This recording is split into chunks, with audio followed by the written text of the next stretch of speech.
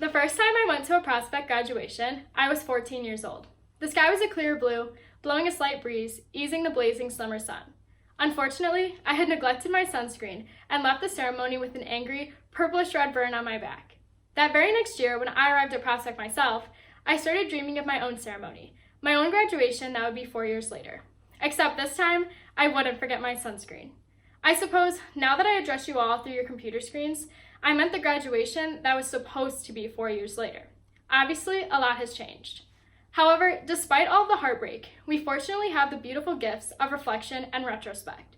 So many of us have already taken advantage of this, sharing photos and memories of football games, dances, spirit days, and competitions. What we miss the most, though, are those smaller things, those human things. Now that we have been away for so long, we miss our friends waving at us in the hallway, bringing a smile to our faces. That student who always told jokes to make a difficult class a little bit brighter, or being stared at in the cafeteria for laughing too loudly with our friends. We miss those little things that affirmed us, encouraged us, and made us feel like we belonged. A beloved character on The Office, Andy Bernard, once said, "I wish there was a way to know you're in the good old days before you've actually left them." Although this evaded us, in the future we will know when we are in them. We'll seek out what now makes our heart ache, what makes us feel the most alive, and the most loved.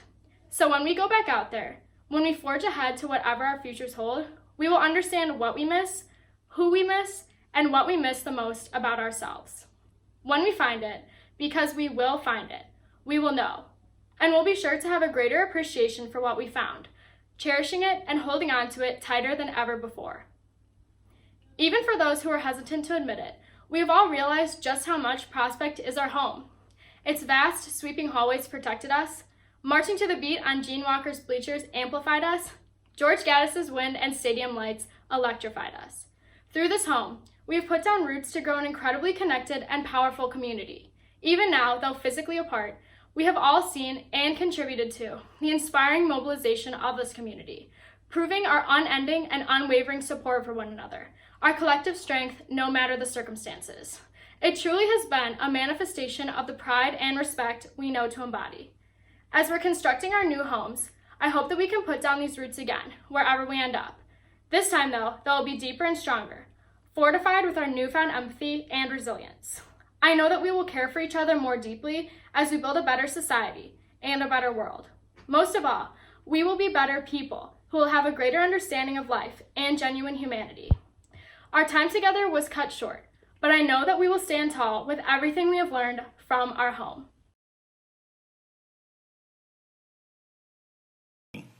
Good evening. Thank you to the staff, parents, administrators, and my fellow classmates for using your bandwidth to tune into this very unorthodox graduation. We are here to celebrate the graduation from not one, but two prestigious schools, Prospect High School as well as Zoom University. Think about how much future employers will be impressed by that. On a more serious note, I would like to begin by telling everyone a story. It starts on March 13th of this past year. This was our last day of school as a high school senior.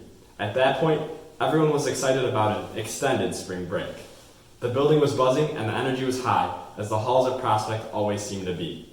Little did I know that would be my last time walking down those halls. As reality began to set in, that we would no longer go to school, I have taken time to reflect and think upon everything that I have learned as a Prospect night. One thing that became apparent almost immediately was to always be yourself. Yet I will say, please do not jump off a 12-foot fence in front of the entire student section trying to be yourself. Personal experience, it is not the move.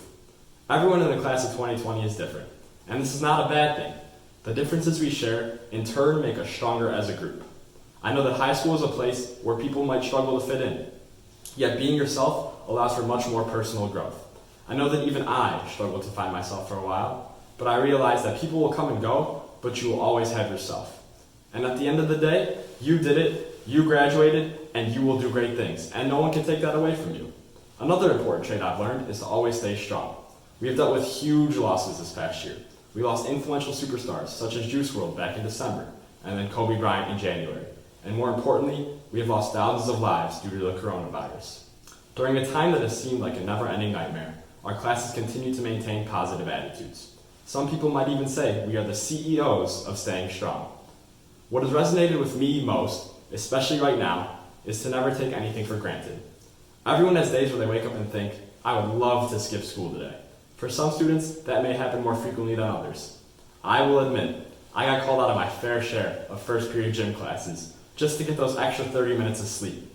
Yet right now, I would jump straight into that 40-degree pool just to get back. Whether you like it or not, school has given us everything. Of course, it has given us knowledge, but more importantly, it has given us friendships and companions that will last a lifetime. When you think about the class of 2020, we can all think of friends, classmates, and possibly even enemies that we have made over the past 4 years. Each person and each interaction, whether good or bad, has shaped us into what will come next for us. The number 2020 has always been associated with the best vision you can have when you visit the eye doctor. But right now, I want to ask everyone instead to close their eyes for a few seconds and remember some of these great times along with me. I want you to think of the nerves you felt on your first day of high school back in 2016. I want you to think of those late night Andes, McDonald's, or even Liquid Fusion runs you made with some of your best friends blasting music. I want you to think of those electric Friday nights at George Gaddis and Gene Walker. And I want you to think of Mr. Mirandola exciting the crowds at pep assemblies.